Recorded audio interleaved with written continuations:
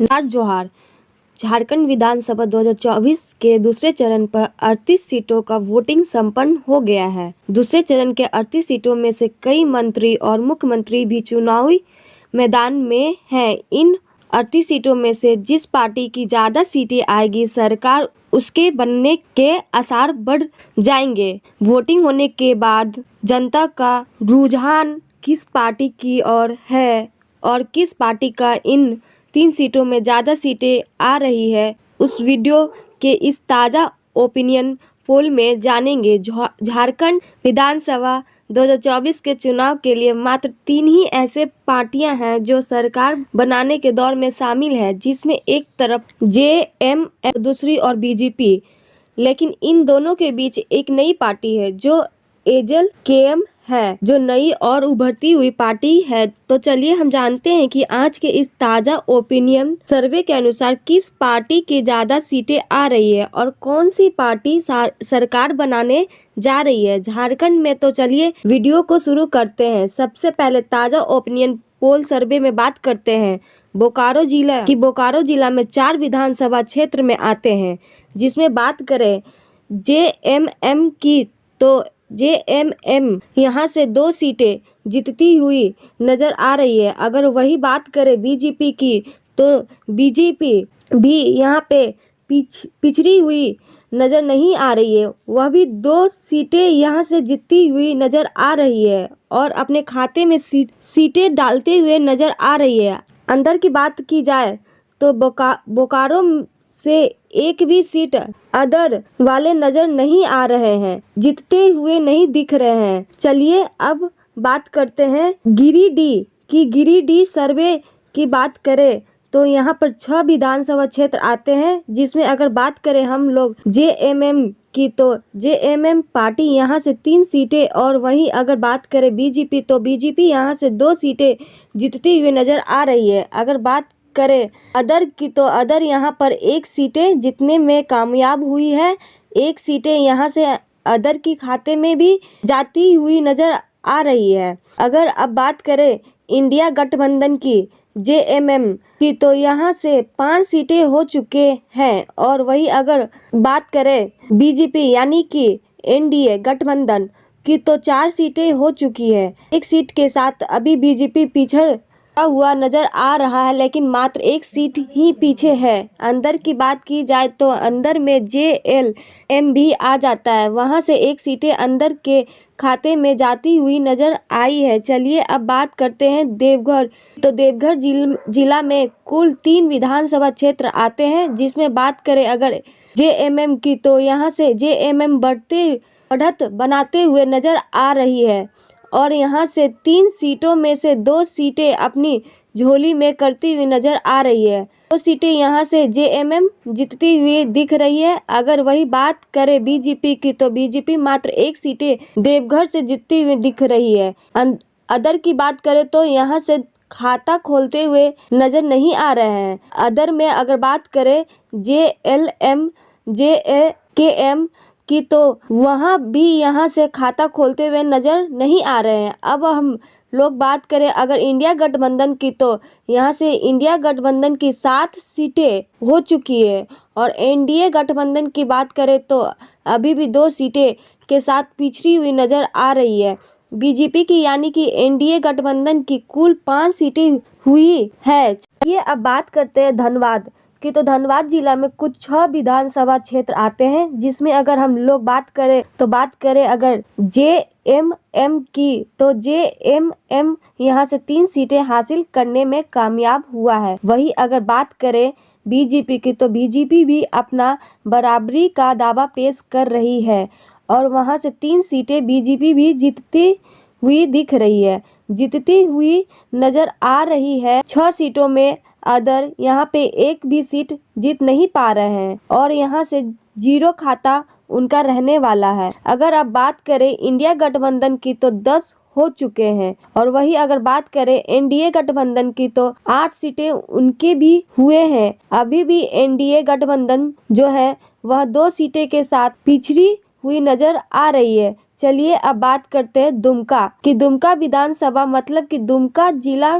की तो दुमका में 4 विधानसभा क्षेत्र आते हैं, जिसमें यह माना जाता है कि दुमका संथाल यानी कि जेएमएम का यहाँ पे गढ़ माना जाता है। यहाँ पे जेएमएम बिल्कुल सही और तरीका से यहाँ से सीट अपने नाम करती हुई नजर आ रही है। बात करें एमएम की तो जेएमएम यहाँ से चार में से 3 सीटें जीतती हुई नजर आ रही है। वही अगर बात करें बीजेपी की तो बीजेपी 4 सीटों में से मात्र 1 सीटें ही अब कब्जा कर पाई है। वही अगर बात करें अदर की तो जेएलकेएम की तो यहाँ से भी 0 रहने वाले हैं और उनका खाता एक बार फिर से नहीं खुल रहा है। देखा जाए तो अब इंडिया जो गठबंधन है उसकी 13 सीटें हो चुकी है और बीजेपी की बात करें यानी कि एनडीए गठबंधन की बात करें तो 9 सीटें हुई है, 4 सीटों के साथ पिछड़ी हुई नजर आ रही है।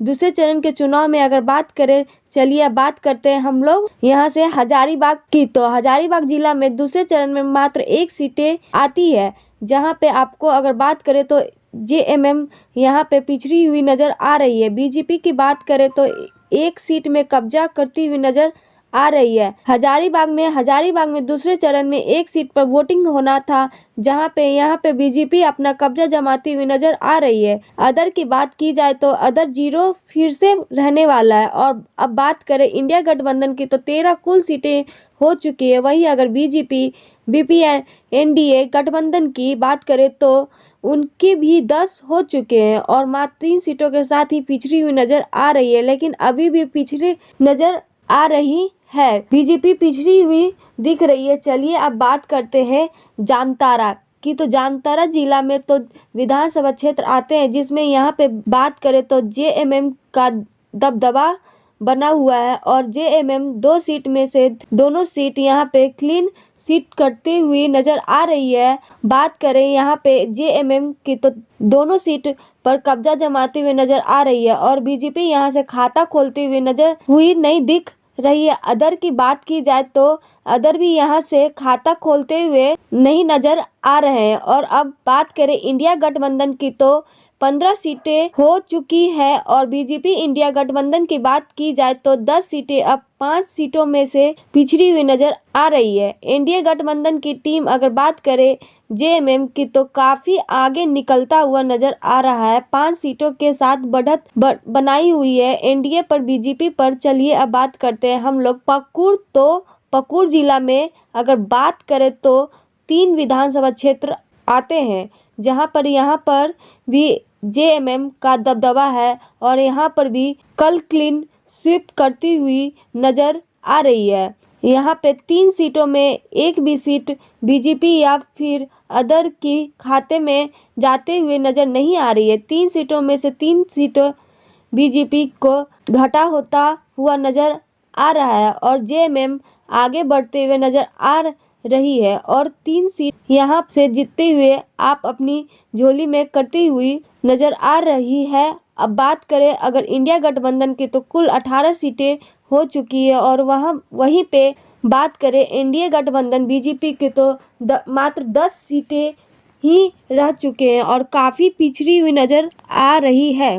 अब 8 सीटों के साथ पिछड़ी हुई नजर आ रही है। 8 सीटों की बढ़त बना चुकी है जेएमएम इंडिया गठबंधन। अब बात करते हैं चलिए रांची की। तो यहाँ से रांची विधानसभा में अगर बात की जाए तो 2 विधानसभा क्षेत्र प्रथम दूसरे चरण के चुनाव में आते हैं। यहाँ पे अगर बात करें जेएमएम की तो एक बार जेएमएम और वहीं पे अगर बात करें बीजेपी की तो एक बार बीजेपी जीत हासिल करती हुई नजर आ रही है।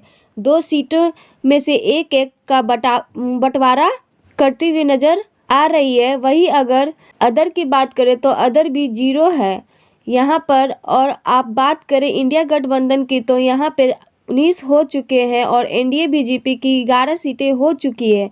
अभी भी 8 सीटें के साथ पिछड़ी तो हुई नजर आ रही है। अदर की बात करें तो मात्र 1 सीट ही यहाँ पे जीत पाए हैं अब तक। इतने सीटों में से अगर बात करें जेएलकेएम की तो वहाँ भी बहुत बड़े नाम होते हुए काफ़ी पिछड़ी हुई नज़र आ रही है, लेकिन भविष्य की बहुत बड़ी पार्टी बनने वाली है। यहाँ सभी लोग ध्यान में रखिए क्योंकि इसमें से जो इसके अध्यक्ष हैं जयराम मातो काफ़ी पढ़े लिखे हैं और होनहार एक युवा और जोश वाले नेता होने वाले हैं। तो अब आप आगे इस पार्टी की भविष्य काफी उज्जवल होने वाला है। चलिए अब बात करते हैं यहाँ से कि साहिबगंज जिला में 3 विधानसभा क्षेत्र आते हैं। इसमें अगर बात की जाए तो जेएमएम थोड़ा पिछड़ा हुआ नजर आ रहे हैं। यहाँ से जेएमएम पीछे नजर आ रहे हैं और मात्र 1 सीटें ही जेएमएम यहाँ से जीतती हुई नजर आ रही है। अगर बात करें बीजेपी की तो बीजेपी साहिबगंज में बढ़त बनाते हुए दिख रही है, बढ़त बनाते हुए नजर आ रही है। यहाँ से 3 सीटों में से 2 सीट बीजेपी अपनी झोली में करते हुए नजर आ रही है। अदर की बात की जाए तो अदर एक बार फिर से यहाँ पे काम होते हुए एक भी और सीट अदर की खाते में जाते हुए नहीं दिख रही है। अब बात करें इंडिया गठबंधन की तो कुल 20 सीटें हो चुकी है। गठबंधन इंडिया की बात करें तो इंडिया की 13 हो चुके हैं और अपने जो बढ़त है वो भी अभी भी बीजेपी पीछे है। बीजेपी और जेएमएम बढ़त बनाई हुई नजर आ रही है, लेकिन अब पीछा करते हुए बीजेपी नजर आ रही है, लेकिन बहुत ही ज़्यादा सीटों से पिछड़ी हुई नज़र आई है। तो देखते हैं कितना मेंटेन कर पाती है, कितनी सीटें अपनी झोली में करती हुई नज़र आएगी। बात करें अदर की तो अदर भी मात्र एक सीट ही जीत पाए हैं। अगर बात करें इंडिया गठबंधन की तो काफ़ी बढ़त बनाते हुए नज़र आ रही है, अपनी झोली में करते हुए नज़र आ रही है। बीजेपी की बात करें तो बीजेपी 3 सीटों में से 1 सीट अपनी सीट झोली में डालती हुई नज़र आ रही है। अदर की बात की जाए तो अदर एक बार फिर से यहाँ पे नाकाम होते हुए यहाँ पे 0 ही रहने वाले हैं।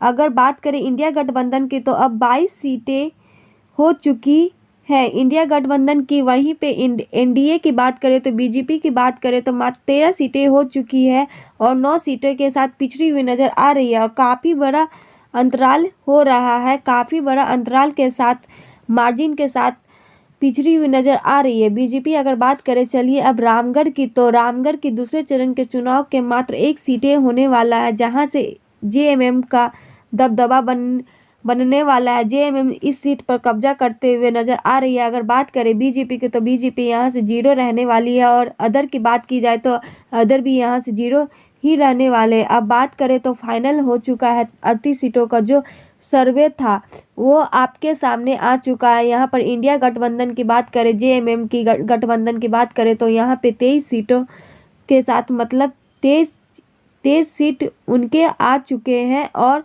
बढ़त बनती हुई नज़र आ रही है, बढ़त बनती हुई दिख रही है। यहाँ पे अगर बीजेपी की बात करें, एनडीए गठबंधन की बात करें तो मात्र 14 सीटों पर सिमट गई है और अदर की बात करें तो यहाँ पर मात्र 1 सीट ही अदर ले पाए हैं।